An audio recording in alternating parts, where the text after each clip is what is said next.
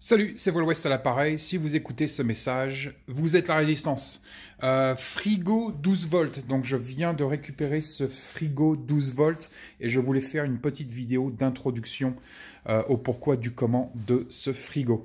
Donc avant de parler vraiment solaire et toutes ces choses-là, je pense que c'est intéressant d'étudier un petit peu ce qu'on peut faire justement avec le solaire et surtout ce qu'on ne peut pas faire. Il y a énormément de gens qui se jettent sur le solaire comme une solution miracle. Et en fait, le solaire n'est pas une solution miracle. Il y a beaucoup en fait de gens qui s'investissent dans du solaire très très lourd et qui sont plutôt désappointés. Donc, comme je le dis depuis le début, en fait, ça fait 10 ans que je le dis sur le blog, pour moi, le solaire, ce sont des petits systèmes d'appoint qui peuvent travailler très utilement pour nous. Mais ce n'est pas une solution miracle et pour moi, le solaire doit rester quelque chose de portatif. D'où le Jackery 500 qui est absolument fantastique. Je ferai une vidéo séparée par rapport au Jackery. Je viens d'en acheter un deuxième 500. Ouais, mais Vol West, pourquoi tu n'as pas acheté un Jackery 1000?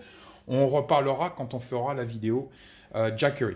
Les petits frigos comme ça sont hyper intéressants. On peut bien évidemment dans une situation, dans un contexte de rupture de la normalité, conserver nos aliments au frais, donc faire de la conservation de nos aliments. On peut bien évidemment conserver aussi nos médicaments. Si vous êtes par exemple diabétique et vous avez besoin d'insuline, ces petits frigos sont fantastiques. Et puis bien sûr dans la vie de tous les jours, tout ce qui est overlanding, camping, working, toutes ces choses-là, on va pouvoir utiliser ces petits frigos. Ce qu'il faut savoir avec les frigos 12 volts, c'est que basiquement, ce qui est important avec le frigo 12 volts, ça va être le compresseur. C'est le compresseur qui fait marcher le système. Et donc, il y a une multitude de frigos et de congélateurs. Celui-là est en fait un congélateur, donc il fait frigo-congélateur. Mais donc, il y a une multitude de frigos 12 volts sur le marché. Et en fait, ce qui les sépare beaucoup, ce qui va énormément compter, ça va être le compresseur. Il y a deux compresseurs qui sont très intéressants sur le marché pour nous. Il y a celui-là qui est en fait un LG et il y a les compresseurs qui sortent de l'Allemagne et donc les SECOP, S-E-C-O-P. Donc je vous encourage fortement, si vous cherchez un petit frigo 12 volts, de vous pencher sur en fait qu'est-ce qui fait marcher ce frigo à la base et donc quel est le compresseur. Et les LG et les SECOP sont vraiment deux compresseurs absolument fantastiques. Poids, volume, je suis sur un 22 litres ici. Il y a énormément... Ça commence à refroidir. Je viens juste de le brancher en fait. Il y a énormément de frigos sur le marché qui sont beaucoup plus lourds que celui-là. Par exemple, ICECO, ICE, CO est une marque absolument fantastique parce qu'ils sont sur des compresseurs SECOP, mais donc le ICECO, toute la série VL, donc VL 45 litres, 60 litres, 65 litres et 74 litres sont aussi absolument fantastiques. Mais je préfère rester sur un truc petit, léger, portatif. Je reste dans ce concept un petit peu petit, léger, portatif, pâté cornichon, juste comme il faut, même si on est sur des outils électriques. Mais donc 22 litres pour moi, c'est largement suffisant pour ce que je vais en faire. Donc il y a en fait deux prises qui viennent généralement avec ces frigos 12 volts. On va avoir la prise 12 volts normal avec un long câble, comme ça on peut le brancher sur l'allume-cigare dans la voiture. Donc là je suis en train de tirer 39 watts sur le frigo pour le moment. Il y a un mode éco aussi. Là je suis pas sur le mode éco, en fait je suis sur le mode maximum. Donc je suis en train de tirer sur le mode maximum entre 35 et 45 watts. Si je le passe, donc ça c'est avec la prise 12 volts allume-cigare typique qui n'est pas réellement fantastique. On est tous un petit peu coincés avec cette prise, mais c'est pas génial, surtout si on est en bagnole et tout. La prise a tendance en fait à se débrancher. Donc là je crois que c'est ce qui vient de se passer. Pas hyper glop, mais c'est fourni aussi, ce frigo-là est fourni avec une prise 110-220. Donc vraiment parfait pour ce type de frigo. On peut utiliser les deux prises. C'est à peu près tout pour le moment sur ce frigo. Donc comme je l'ai dit, je suis sur un poids volume de 22 litres. Ça va dépendre bien évidemment de vos besoins, de qui vous êtes, d'où vous êtes et de ce que vous faites.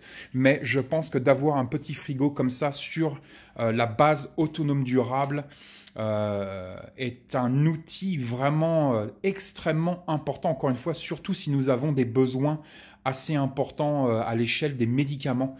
On n'a pas tous 20 ans, on n'est pas tous en super bonne santé. Mais donc ça peut être un outil vraiment très intéressant. Et puis bien évidemment, pour tout ce qui est rupture de la normalité, ça peut être un outil fantastique. Donc petit frigo, pour récapituler, petit frigo 12 volts, très intéressant. On peut venir le brancher soit sur les batteries de voiture qui tournent aux 12 volts, soit sur par exemple le Jackery, que ce soit en 12 volts ou en 110, peu importe. Celui-là vient aussi avec une petite prise de vilaine. Les petites prises, il faut qu'ils foutent du putain de USB partout maintenant.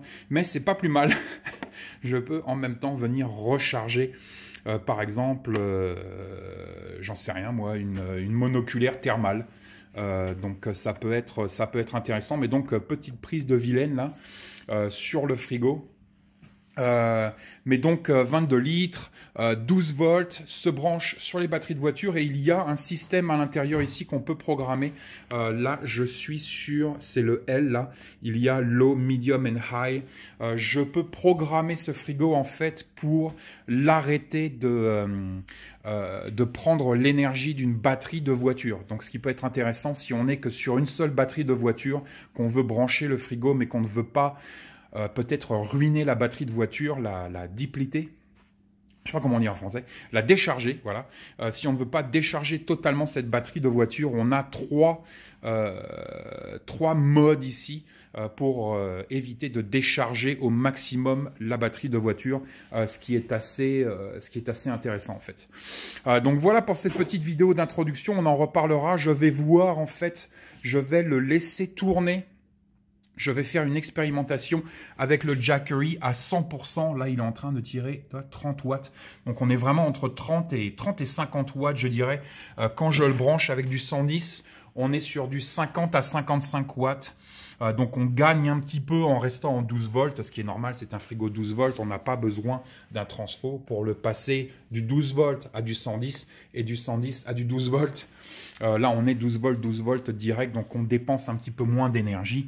30 watts pour le faire tourner pour le moment, mais donc je vais faire un test, je vais le laisser brancher avec un Jackery 500 à 100% et voir combien d'heures, combien de jours on va pouvoir faire tourner ce frigo. Je pense que c'est assez intéressant pour nous. C'est aussi pour ça que j'ai pris un deuxième Jackery.